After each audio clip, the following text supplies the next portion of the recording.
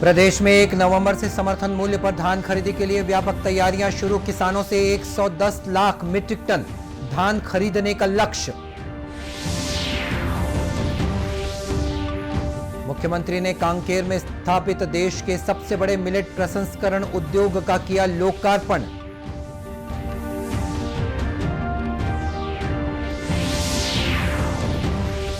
प्रदेश में कक्षा 10वीं और 12वीं के मेधावी छात्रों को अनूठे अंदाज में किया गया सम्मानित। 125 छात्र छात्राओं को हेलीकॉप्टर में कराई गई जॉय राइड।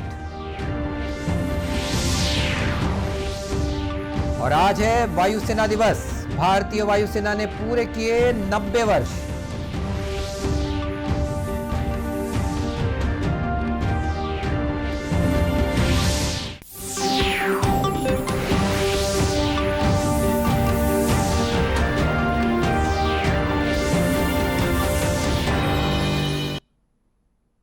नमस्कार, आप देख रहे हैं दूरदर्शन समाचार। मैं हूं मनीष अहलुवालिया और अब समाचार विस्तार से। प्रदेश में 1 नवंबर से समर्थन मूल्य पर धान खरीदी के लिए व्यापक तैयारियां शुरू कर दी गई हैं। धान खरीदी के दौरान किसानों को किसी भी तरह की परेशानी न हो, इसके लिए सभी धान खरीदी केंद्रों में जरूरी इंतजाम करने को कहा गया है। धान खरीदी की तैयारियों के लिए मंत्रिमंडलीय उप समिति की बैठक में खाद्य मंत्री अमरजीत भगत ने किसानों की पंजीयन व्यवस्था, धान खरीदी और कस्टम मिलिंग के लिए पर्याप्त बारदानों की उपलब्धता के संबंध में अधिकारियों से चर्चा की। इस बैठक में किसानों से सुगमता पूर्वक धान खरीदने, पर्याप्त बारदानों की उपलब्धता सुनिश्चित करने का निर्णय लिया गया। इस बैठक के बाद मीडिया से चर्चा करते हुए खाद्य मंत्री अमरजीत भगत ने बताया कि इस साल प्रदेश के किसानों से 110 लाख मीट्रिक टन धान खरीदने का लक्ष्य रखा गया है।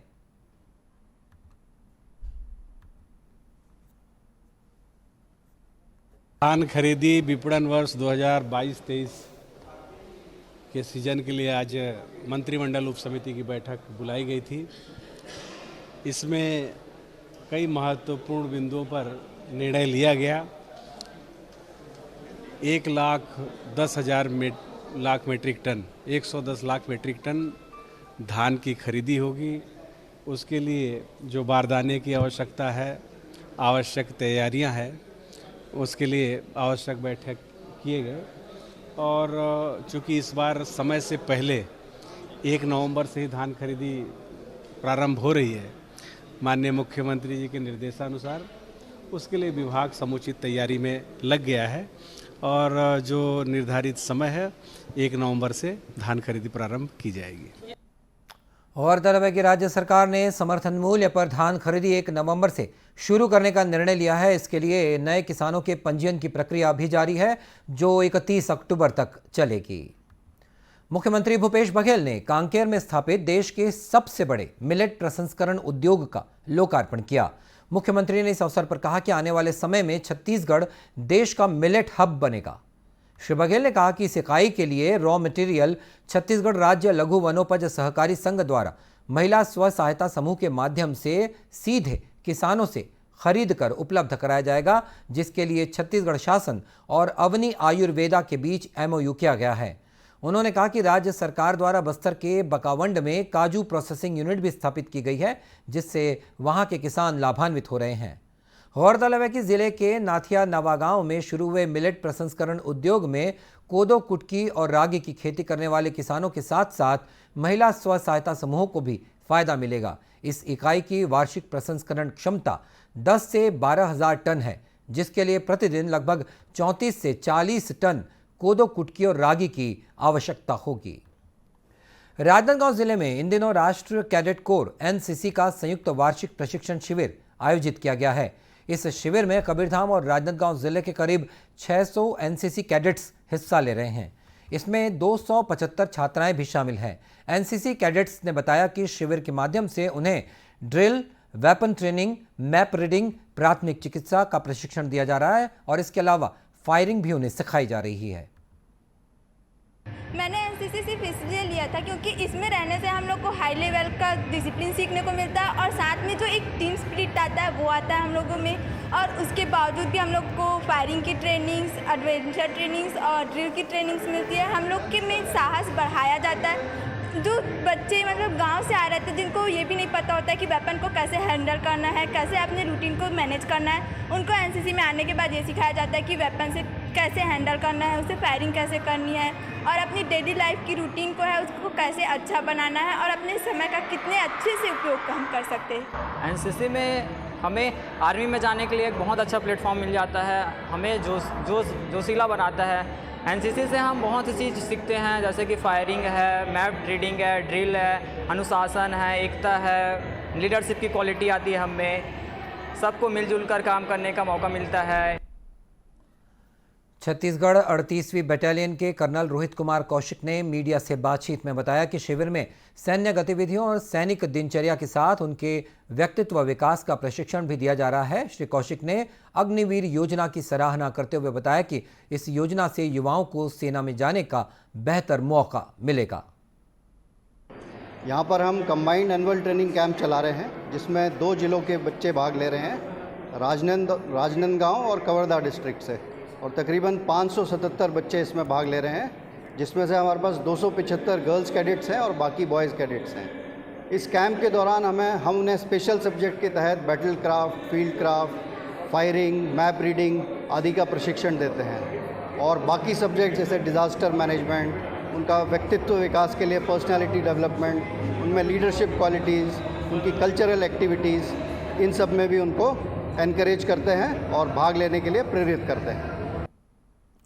और इस शिविर में कैडेट्स द्वारा रंगारंग सांस्कृतिक कार्यक्रम भी प्रस्तुत किए गए, वहीं उत्कृष्ट कैडेटों का सम्मान भी किया गया। मुख्यमंत्री भूपेश बघेल ने कहा है कि प्रदेश में महिलाओं के खिलाफ अपराधों को रोकने के लिए जल्द ही महिला पीसीआर वाहनों की शुरुआत की जाएगी। राजधानी रायपुर के न्यू सर्किट हाउस में 2 दिवसीय कलेक्टर और एसपी कॉन्फ्रेंस को संबोधित करते हुए उन्होंने कहा कि सभी जिलों के कलेक्टर और एसपी कानून व्यवस्था पर कड़ी नजर रखें। उन्होंने पुलिस अधिकारियों से कहा कि वे विजिबल पुलिसिंग करें। श्री बघेल ने कहा कि अपराधों की रोकथाम के लिए ठोस कार्य योजना को भी अंजाम दिया जाना चाहिए। उन्होंने पुलिस को सूचना तंत्र मजबूत करने के निर्देश दिए ताकि अपराध घटित होने से पहले ही उसे रोका जा सके। मुख्यमंत्री ने अनुसूचित जाति जनजाति के खिलाफ घटित अपराधों पर पीड़ित को सहायता राशि जल्द उपलब्ध करवाने को कहा है। उन्होंने चाकूबाजी की घटनाओं पर रोकथाम के लिए विशेष पहल करने के निर्देश भी दिए। श्री बघेल ने नशीले पदार्थों की तस्करी पर स्थायी रूप से रोक लगाने के लिए पुलिस को आवश्यक इंतजाम करने को कहा। इस अवसर पर पुलिस महानिदेशक अशोक जुनेजा ने चिटफंड कंपनियों पर की गई कार्रवाई के बारे में मुख्यमंत्री को जानकारी दी। इस दौरान मुख्यमंत्री ने चिटफंड कंपनियों पर कार्रवाई और तेज करने के निर्देश दिए हैं। बात कर लेते हैं कोरोना की। राष्ट्रव्यापी टीकाकरण अभियान के तहत अब तक 218 करोड़ 88 लाख से अधिक कोविड रोधी टीके लगाए जा चुके हैं। केंद्रीय स्वास्थ्य मंत्रालय ने बताया कि बीते 24 घंटों में 3,97,000 से अधिक टीके लगाए गए। इसी दौरान देश में 1,997 कोविड के नए मामले सामने आए और 3,908 लोग ठीक भी हो गए हैं। देश में स्वस्थ होने की दर 98.75% है। इधर छत्तीसगढ़ में पॉजिटिविटी दर गिरकर 1.23% पर पहुंच गई है। बीते 24 घंटों के दौरान प्रदेश में 60 नए कोरोना संक्रमित मरीज पाए गए हैं। इन्हें मिलाकर प्रदेश में अब तक 11,76,593 कोरोना संक्रमित मरीजों की पुष्टि हुई है, जिनमें से 11,62,171 मरीज स्वस्थ हो चुके हैं। वहीं 285 मरीजों का प्रदेश के विभिन्न अस्पतालों या होम आइसोलेशन में इलाज जारी है। प्रदेश में कल कोरोना संक्रमण से 2 मरीजों की मृत्यु हुई है। राज्य में पहली बार कक्षा 10वीं और 12वीं के मेधावी बच्चों को अनूठे अंदाज में सम्मानित किया गया। इसके तहत 125 छात्र छात्राओं को आज हेलीकॉप्टर में जॉय राइड कराई गई। इनमें कक्षा 10वीं के 90 और कक्षा 12वीं के 35 छात्रों ने हेलीकॉप्टर में उड़ान का आनंद लिया। इस अवसर पर स्कूली शिक्षा मंत्री डॉक्टर प्रेमसाय सिंह टेकाम ने छात्र छात्राओं के उज्जवल भविष्य की कामना की और उन्हें शुभकामनाएं दी। स्कूल शिक्षा मंत्री ने मीडिया से बातचीत में कहा कि छात्र छात्राओं को प्रोत्साहित करने के उद्देश्य से छात्रों को ये जॉय राइड करवाई जा रही है। उन्होंने कहा कि देश में ये अपनी तरह की पहली योजना है। पूरे हिंदुस्तान का पहला जो राज्य है, जो बच्चों को, जो टॉपर हैं, जो प्रतिभावान बच्चे हैं, उनको हेलीकॉप्टर राइड कराया जा रहा है। हमारे प्रदेश के मुखिया ने ये घोषणा किया था कि जो बच्चे टॉपर आएंगे 10वीं में 12वीं में, उनको हम हेलीकॉप्टर राइड कराएंगे। तो पूरे देश में छत्तीसगढ़ में पहली बार इस प्रकार से बच्चों को प्रोत्साहित करने के लिए, उनको उत्साहित करने के लिए जो कार्यक्रम कराया जा रहा है। और आज आप देखिए यहाँ पर 119 बच्चियाँ यहाँ पर आए हैं, उनको 7 स्टेप में। गौरतलब है कि स्वामी आत्मानंद मेधावी छात्र प्रोत्साहन योजना के तहत 7 सीटर हेलीकॉप्टर में एक बार में 7 विद्यार्थियों को सैर कराई गई। आज वायुसेना दिवस है। भारतीय वायुसेना की स्थापना सन 1932 में 8 अक्टूबर को हुई थी। भारतीय वायुसेना आज 90 वर्ष पूरे कर रही है। इस अवसर पर आज चंडीगढ़ में सुखना झील के निकट फ्लाईपास्ट परेड का आयोजन किया गया। इतिहास में पहली बार वायुसेना दिवस परेड और फ्लाईपास्ट का आयोजन राष्ट्रीय राजधानी क्षेत्र से बाहर किया जा रहा है। फ्लाईपास्ट में 75 विमान शामिल हुए हैं, जबकि 9 विमान स्टैंड बाय मोड में रखे गए हैं। हाल ही में भारतीय वायुसेना में शामिल हल्के लड़ाकू हेलीकॉप्टर अपनी युद्ध क्षमता का प्रदर्शन कर रहे हैं। तेजस, सुखोई, मिग-29, जगुआर, रफेल और हॉक भी फ्लाईपास्ट में शामिल हैं। मनेंद्रगढ़ चिरमिरी भरतपुर जिले के मनेंद्रगढ़ वन मंडल में वन्य प्राणी संरक्षण सप्ताह कार्यक्रम मनाया जा रहा है। इस अवसर पर एक रैली का आयोजन भी किया गया, जिसे डीएफओ लोकनाथ पटेल ने झंडी दिखाकर रवाना किया। ये रैली शहर के विभिन्न मार्गों से होकर गुजरी। रैली के जरिए लोगों को वन्य प्राणियों के संरक्षण के लिए जागरूकता का संदेश दिया गया। इस संबंध में डीएफओ लोकनाथ पटेल ने मीडिया से बातचीत में बताया कि जिले में वन्य प्राणियों के संरक्षण के लिए अभियान चलाया जा रहा है। उन्होंने कहा कि हम सब की जिम्मेदारी है कि प्राणियों के संरक्षण में आगे आएं और ऐसे अभियानों में अपनी महती भूमिका निभाएं।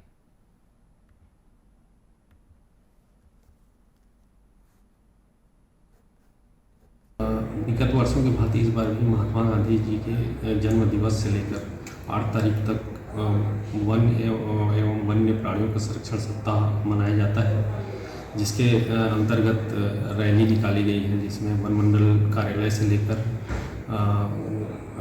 कलेक्ट्रेट कार्यालय से होते हुए भ्रमण किया गया, जिसका मुख्य उद्देश्य वन एवं वन्य जीव के प्रति लोगों की जागरूकता लाने एवं संरक्षण की भावना उत्पन्न करना इसका मुख्य उद्देश्य है।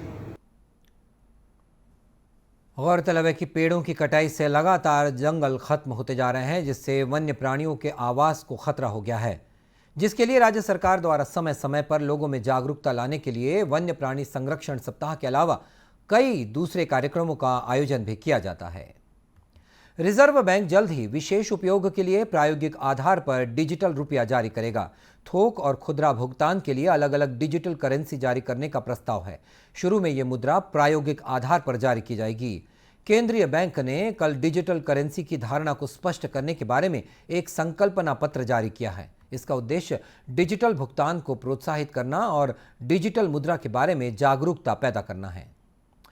दूरदर्शन केंद्र रायपुर से प्रसारित होने वाले प्रादेशिक समाचार को आप YouTube पर भी देख सकते हैं। हमारे YouTube channel Chhattisgarh DD news पर प्रादेशिक समाचार उपलब्ध रहेगा। YouTube चैनल का लिंक और QR कोड आप स्क्रीन पर देख सकते हैं। अपने एंड्रॉयड फ़ोन से QR कोड स्कैन कर आप छत्तीसगढ़ डीडी न्यूज़ लिंक पर जा सकते हैं। इसके अलावा छत्तीसगढ़ डीडी न्यूज़ फेसबुक और ट्विटर पर भी उपलब्ध है।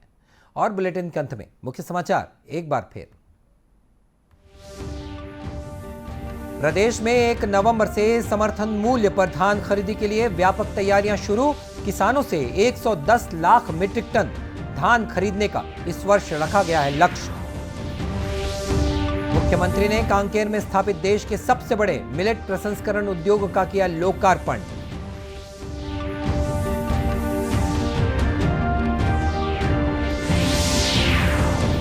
प्रदेश में कक्षा 10वीं और 12वीं के मेधावी छात्रों को अनूठे अंदाज में किया गया सम्मानित। 125 छात्र छात्राओं को हेलीकॉप्टर में कराई गई जॉय राइड।